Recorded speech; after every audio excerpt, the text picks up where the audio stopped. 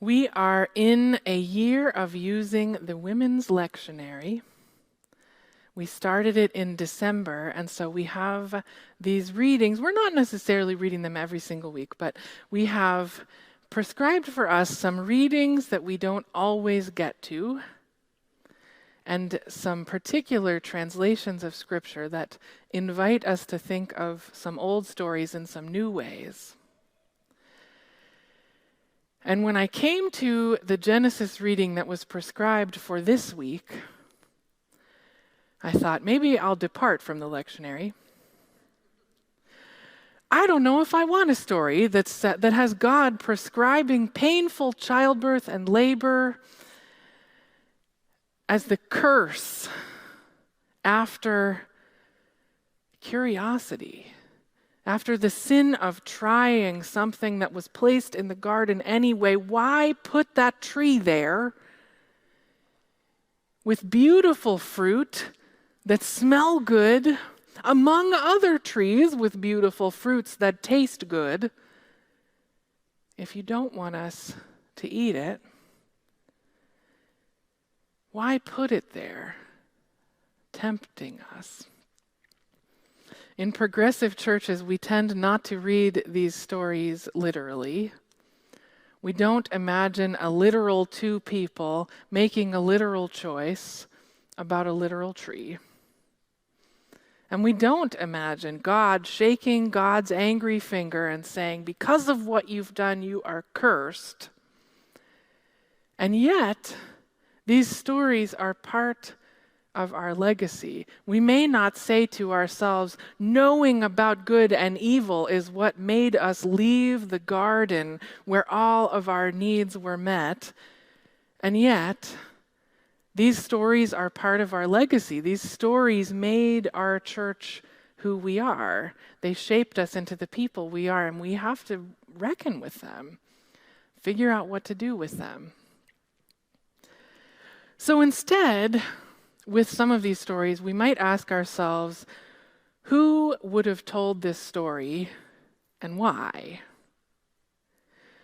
For whom was this a story worth keeping and telling to the next generation and the next generation and the next?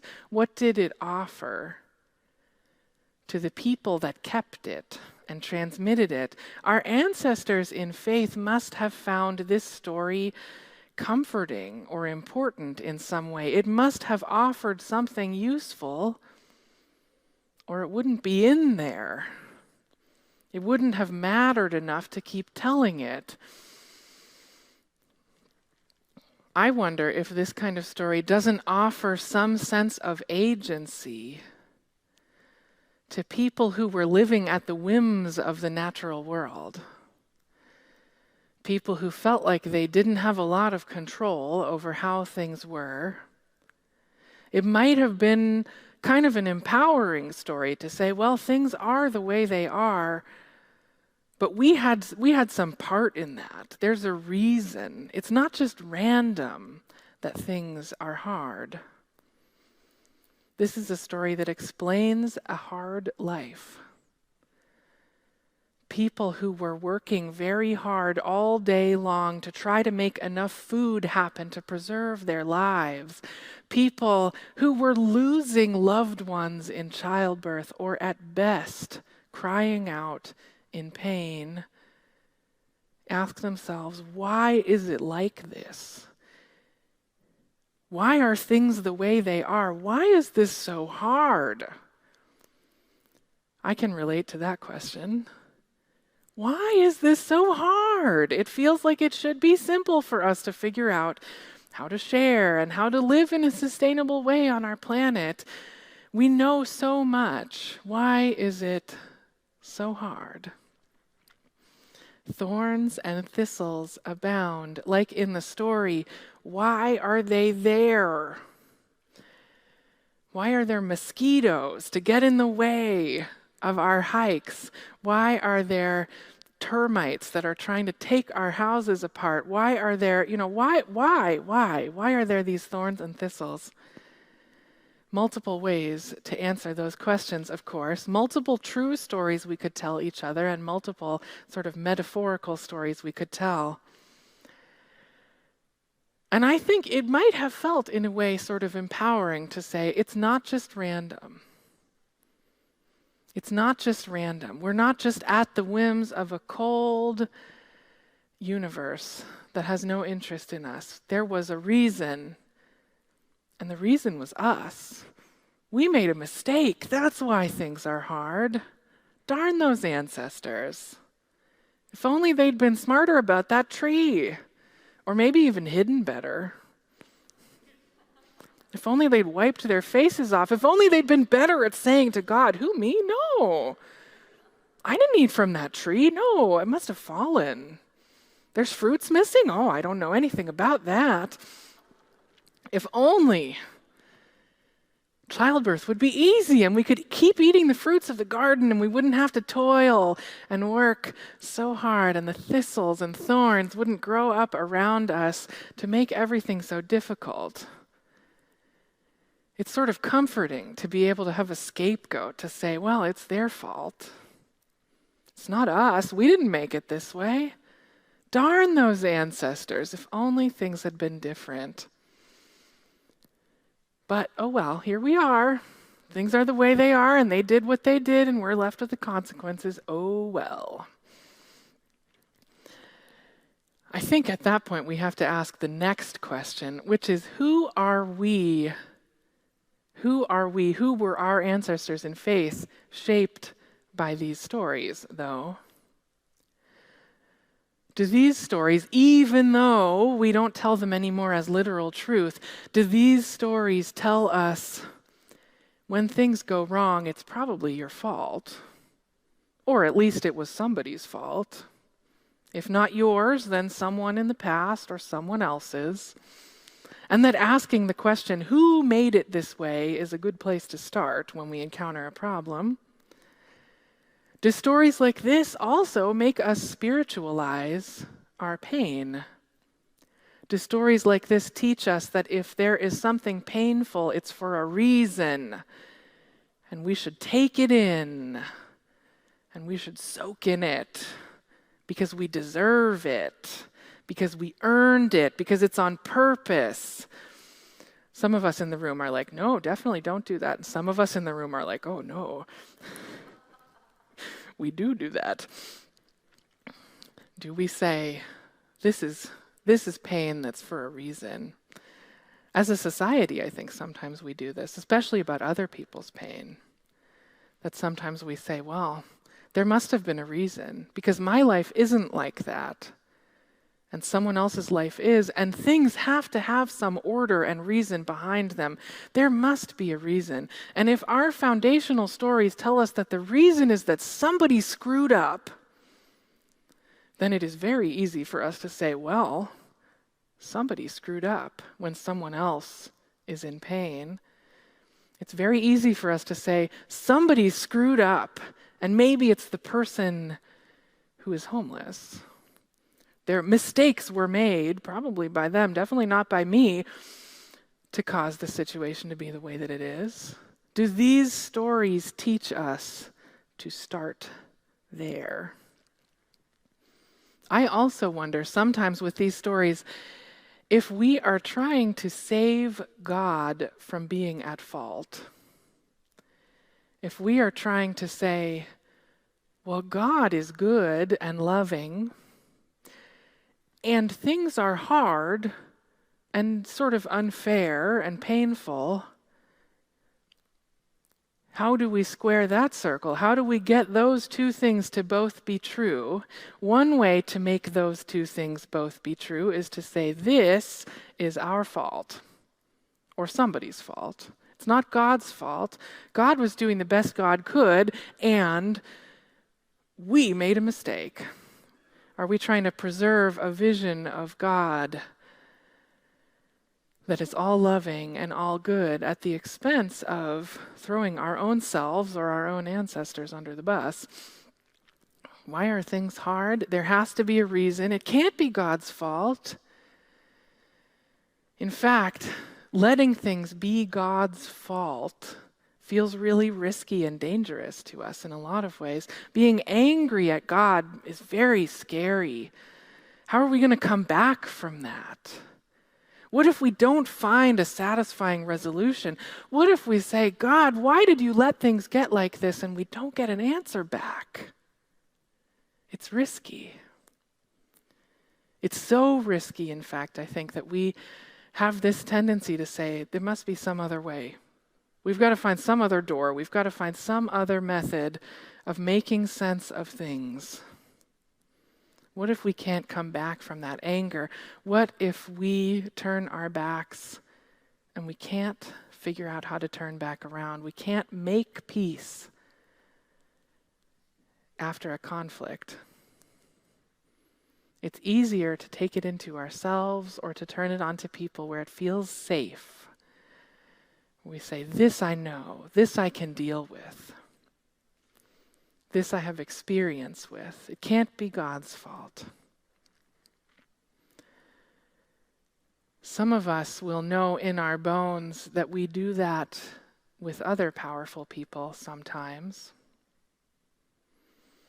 Children who grow up with parents who are abusive towards them know in their bones what it is like to say, it can't be my parents' fault, because parents are loving. And my parent is saying to me, this is for your benefit. I am trying to help you grow up into a good person. And if that means applying some force, so be it. Children hear that and take it in and say, it must be me. I must be causing this. Partly because you believe what your parents are telling you most of the time, but also because it's less risky. It's risky to say, to allow yourself to think that it might not be your fault. It takes people many years, in a lot of cases, to find a way through that to a new understanding that says, I was a child. I didn't earn what I received there. I didn't cause that pain that happened to me. Instead, we tend to say things like, I should have known better. I should have been more careful. They're just trying to help. People with a little power in relationship to people with more find themselves in this position all the time. Saying, what could I do? What could I do in a small way to keep myself safe? Where do I have some little bit of influence in this thing that feels so far out of my control?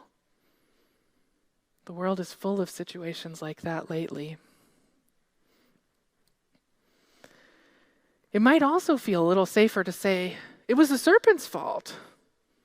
It was someone else's fault who can't even speak back for themselves. The serpent speaks in other parts of this story, but by the time we get to this part, the serpent has nothing to say. There's no response. God doesn't ask the serpent, what were you thinking? How did it come to be? What did you say? And why? Instead, the woman in the story says, the serpent told me to do it, and God immediately turns and offers a curse. You will never get up and walk around like other animals. You will crawl with your face in the dust for your whole life. That's all there is to it. And this enmity between you and humans will last forever. You'll try to bite them. They'll try to get you back. With no chance to respond. No space. I wonder what this story would sound like from the snake's point of view. People have tried to tell it that way. We don't know. We don't know. But I think sometimes it is safer. Instead of saying, God, this isn't really a fair response. We didn't know. You put that tree there. You made us like we are. You made us curious. You made us smart. You made us want to know things. And now you're mad at us for being what you made us to be. And that hardly seems fair. Also, you made this snake clever and interested, and things played out, and now you're mad. Instead of turning to God with this response, the man turned to the woman, and the woman turned to the snake, and the snake had no one to turn to and didn't have a chance, because I think it's a little bit safer to say, it wasn't me. You seem mad. Maybe look over there. Deflect your anger to someone perhaps even slightly less powerful.